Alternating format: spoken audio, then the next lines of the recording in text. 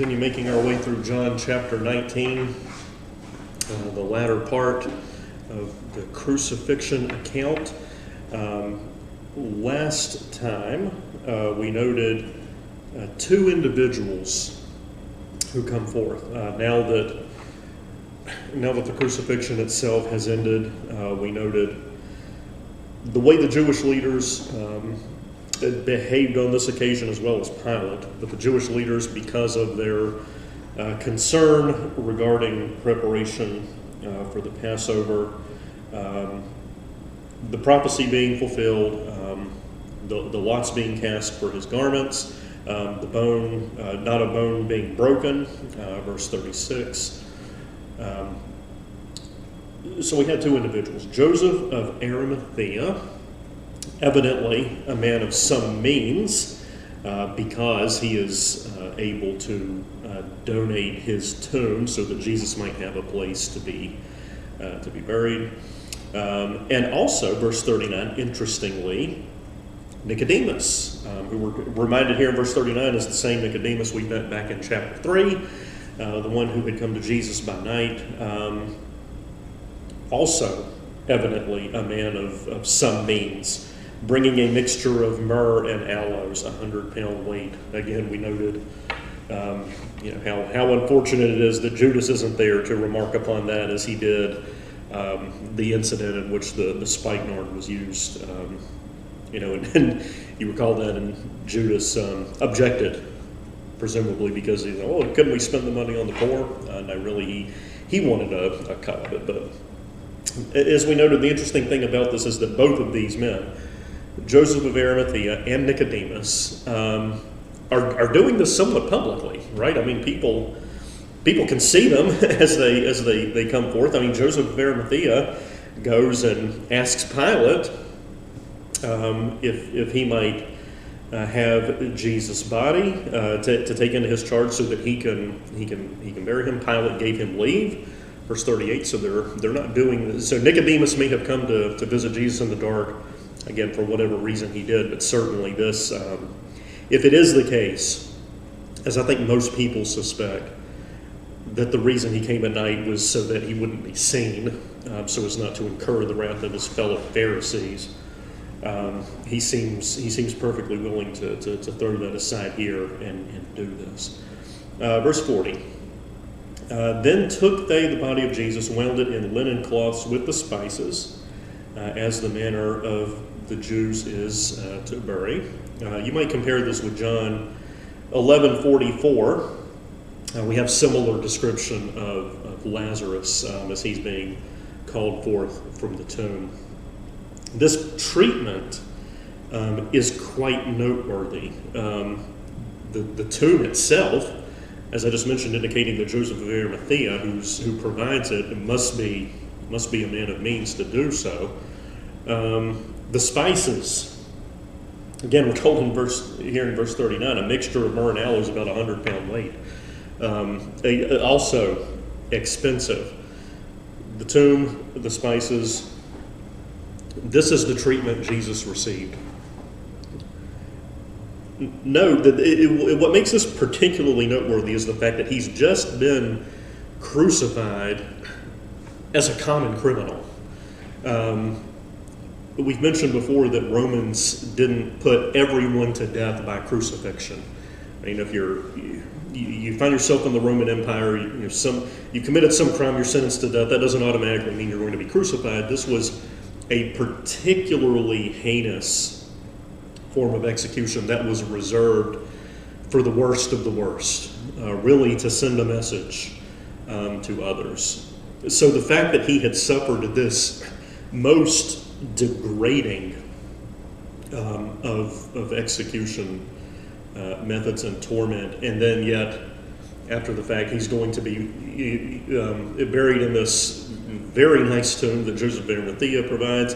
He's going to have these expensive, costly spices provided by Nicodemus. There's a very stark contrast there. I can assure you the two thieves who died that day along with them are not receiving this kind of treatment. So it's important to note. It doesn't fit. Now in the place, verse 41, where he was crucified, there was a garden. And in the garden, a new sepulchre, wherein was never man yet laid. I guess there are kind of two things to note about this. One is, again, speaking to the treatment that he's receiving, right? This is a brand new sepulcher, clearly something costly that a common person could not have afforded. But why do you think it's significant that it says that a man's never been laid here? If you think back to the Old Testament, you may recall in the incident in which the prophet's bones had been placed in the grave, and then when another was being laid down and came in contact with the bones, a resurrection occurred just by making contact with the bones of the prophet that had already been laid in the grave. No one's been laid in this tomb, so when Jesus rises from the dead, no one can come back and say, well, this is just like that other time, going back centuries. The prophet's bones, right? That must have been what raised him. No. There are no prophet's bones in this tomb. No one's ever been laid here. Romans 1:4, Paul makes it abundantly clear Jesus was raised directly by the power of God. It is a unique event. All right, chapter 20. The first day of the week cometh Mary Magdalene early, when it was yet dark, unto the sepulchre, and seeth the stone taken away from the sepulchre. So, an abbreviated account here. The other gospel accounts give more information about all of the initial events that happen here, right, as the various people are making their way to the tomb, how they go about going there, what they find, what they do afterward. John is a bit more abbreviated than some of the others. Then she runneth, cometh to Simon Peter, and here we go again. I don't know how many occurrences this makes here in John of this particular phrase, but to the other disciple whom Jesus loved. We've discussed it many times. Most everyone recognizes this as a reference to John himself.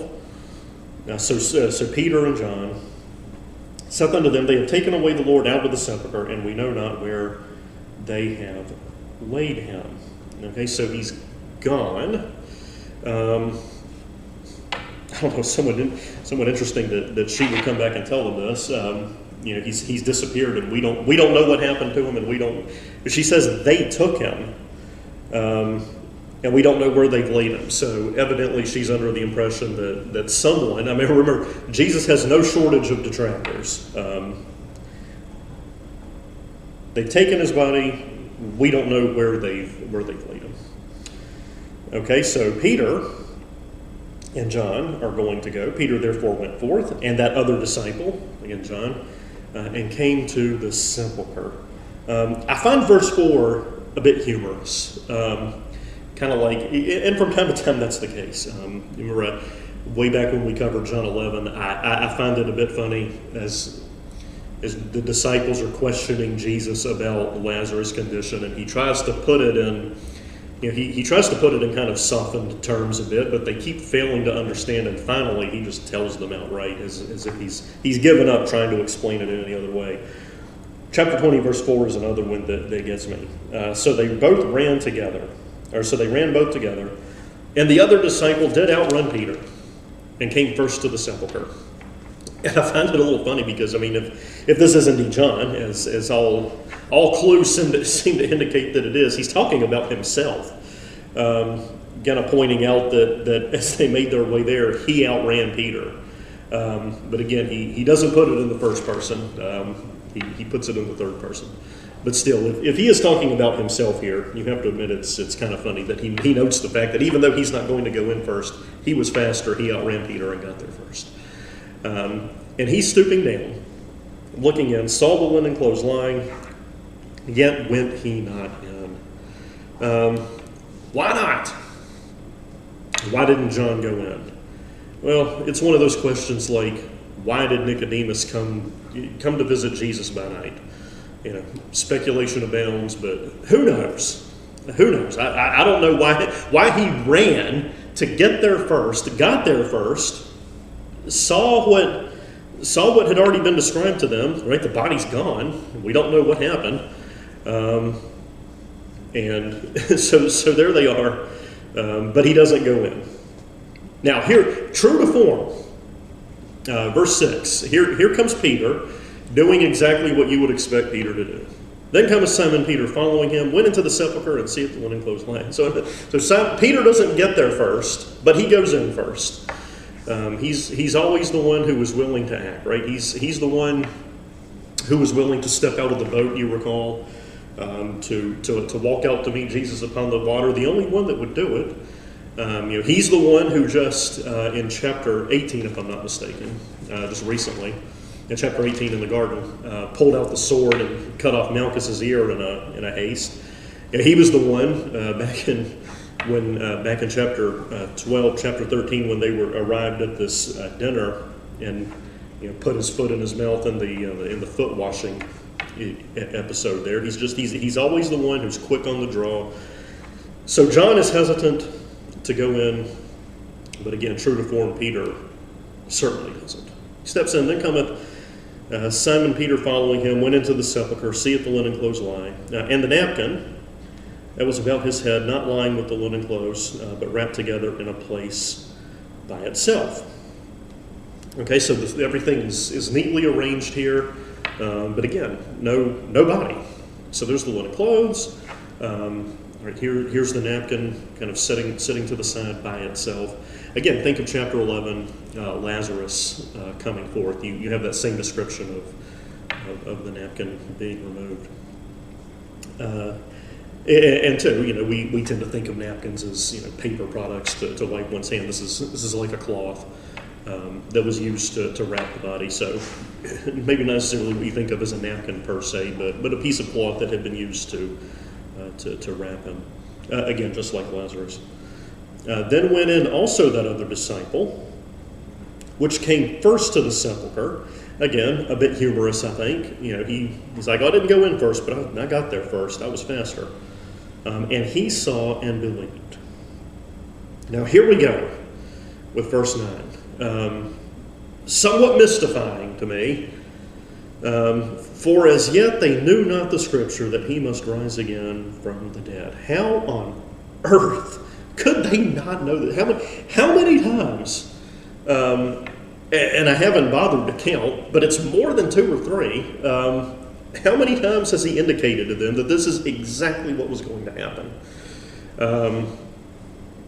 Again, not just in John, but you read the synoptic accounts as well. Multiple times he indicates to them that this is precisely what's going to happen. He has to die, but he's going to rise again.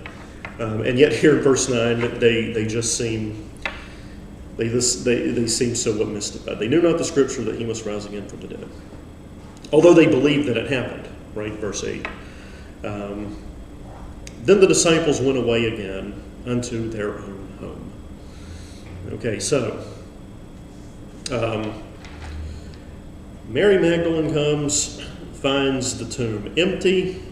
She goes back to Peter and the other disciple, John, presumably, and says, the body's gone. They took away the Lord out of the sepulchre, and we don't know where they've laid him. Someone stole the body, is what she tells Peter and John. Peter and John go there. Again, John pointing out that he got there first, even though he wasn't willing to step in first. And they also find nobody. Nobody, not nobody and nobody. But they find the clothes laying there. They find the napkin, but Jesus nowhere to be found. So they believe, but again, verse 9, they're somewhat confused. And it says they didn't know that he would rise again from the dead. How couldn't they? They go back up. Verse 11. But Mary stood without at the sepulchre weeping. And as she wept, she looked down and looked into the sepulchre, and seeth 2 angels in white sitting, the one at the head and the other at the feet, where the body of Jesus had lain. Okay, so Peter and John, finding nothing, leave. They go back home, but Mary is still there, right? So evidently she come back with them after she went to tell them someone stole the body. I don't know what happened to it. They ran to see what was going on themselves. They don't find him either, so they go back home. She sticks around.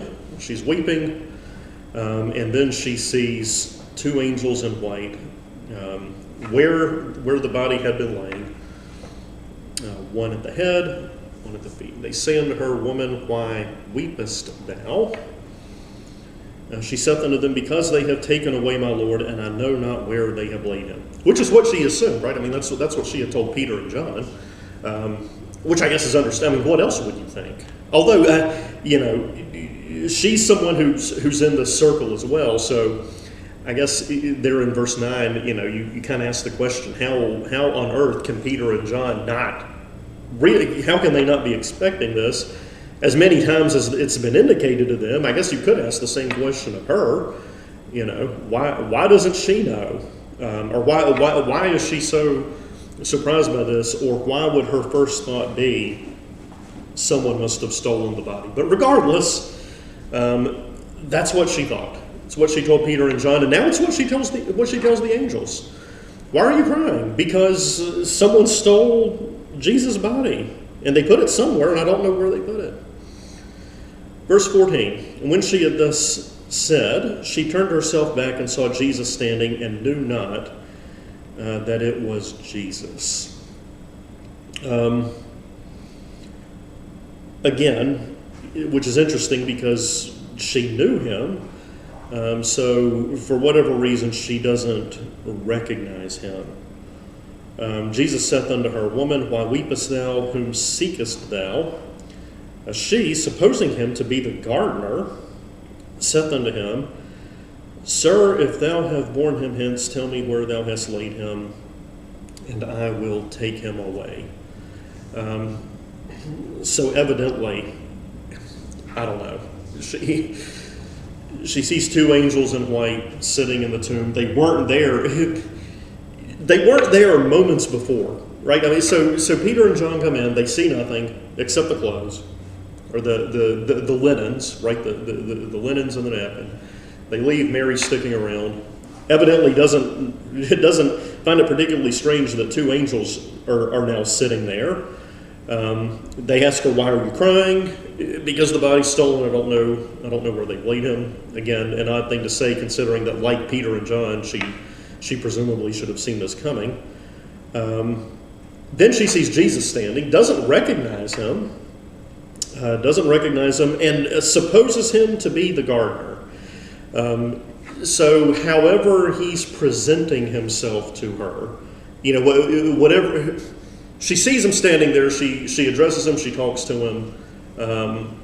However it is that he appears must not be terribly unusual to her, because she assumes he's the caretaker, he's the gardener. And she asks him, look, if you're the one who took him somewhere, well, tell me. If you removed him, tell me where you moved him to, and I'll take him away. Right? Which, to me seems to indicate she's like, look, I just want this to be taken care of. If there's some problem here, if you took the body away for whatever reason, I'll take care of it. Just tell me where you took him. That's her sole concern. And Jesus saith unto her, Mary. Okay, so he acknowledges her by name. She turned herself and saith unto him, Rabboni, which is to say, Master.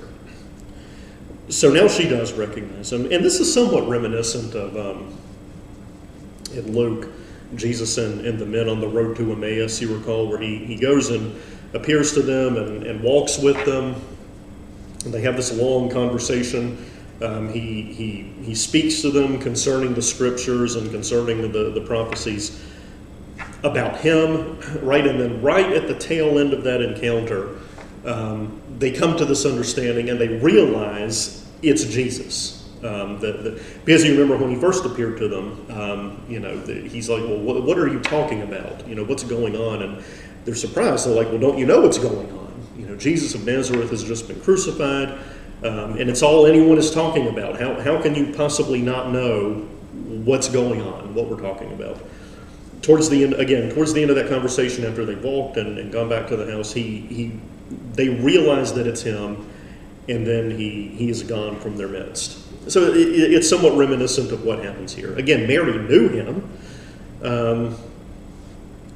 well enough that she's going to the tomb to visit here upon this Sunday morning. Doesn't recognize him at first, but then when he calls her by name, she does. This understanding comes to her. Jesus said unto her, touch me not, for I am not yet ascended to my Father, but go to my brethren and say unto them, I ascend unto my Father and your Father, and to my God and your God. It's easy to read an awful lot into this. But I think what he's telling her is quite simply that he hasn't finished everything yet. And I say it's easy to read a lot into this because you can get into this discussion, again, not a new one, conflicting views that have been going on for 2,000 years about the nature of Jesus' resurrected body. Don't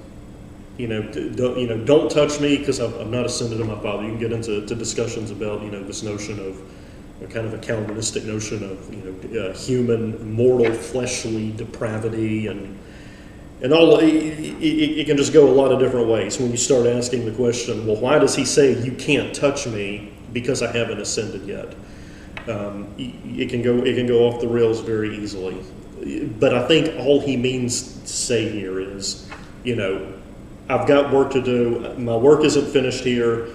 I need to get going, right? It isn't time to commiserate. It isn't time to give hugs. It isn't time to stop and chat with her about what's happened. He's shown himself to her. He has business to tend to. And some might say, well, you're reading something into it that way too. And maybe so, but it fits, I think, and it certainly doesn't read a whole lot more into it beyond the obvious, beyond what he merely says. Touch me not, I'm not yet ascended to my Father. Right? But go back to my brethren and tell them, I ascend to my Father, he's going to. It's coming. Acts chapter 1, if you read ahead a bit, it's coming. I ascend to my Father, your Father, to my God and your God. Again, why is it that he says, touch me not? A million and one answers to that question, but again, I think it's quite simply, Mary, I know you're excited to see me, but now's not the time. I'm on a limited timetable, and I've got things to do. Again, you read into that all kinds of things, depravity, corruption, you name it. It's one of those subjects where you can really go down the rabbit hole. But again, I'll point out he doesn't say any of that. Verse 18, Mary Magdalene came and told the disciples that she had seen the Lord and that he had spoken these things unto her. Because she goes back again, right? So this is the second time. When she first came there and found the tomb empty, she supposed that there had been, someone had taken the body, not knowing who, not knowing where it went. She runs back, gets Peter and John. They race there. They find the same thing, which is to say nothing.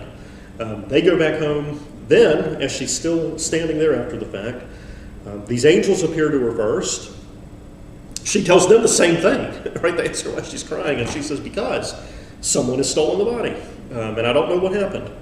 Then she encounters Jesus, initially supposing him to be the gardener, the caretaker of the property, the one who tends to the tombs and the security there and whatnot. But then she recognizes him after he calls her by name.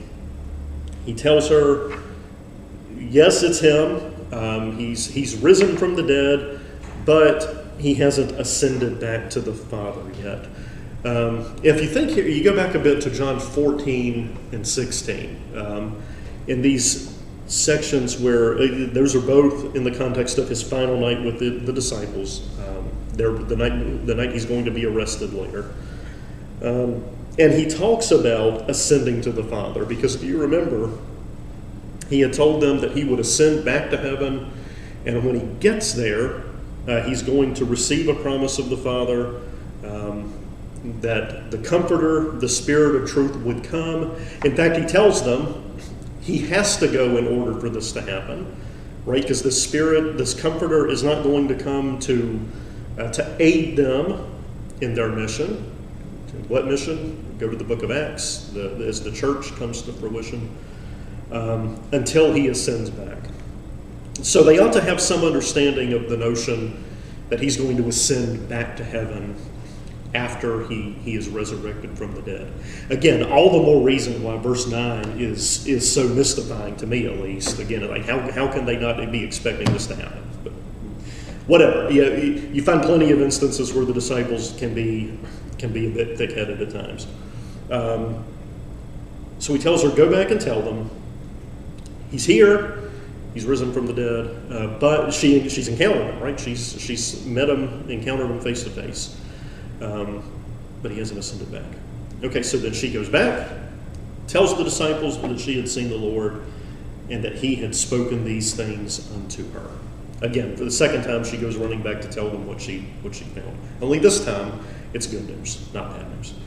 All right, we will pick back up, Lord willing, with verse 19. When next we meet. I hope you found your study beneficial, and I look forward to continuing it next time. Thank you for your attention.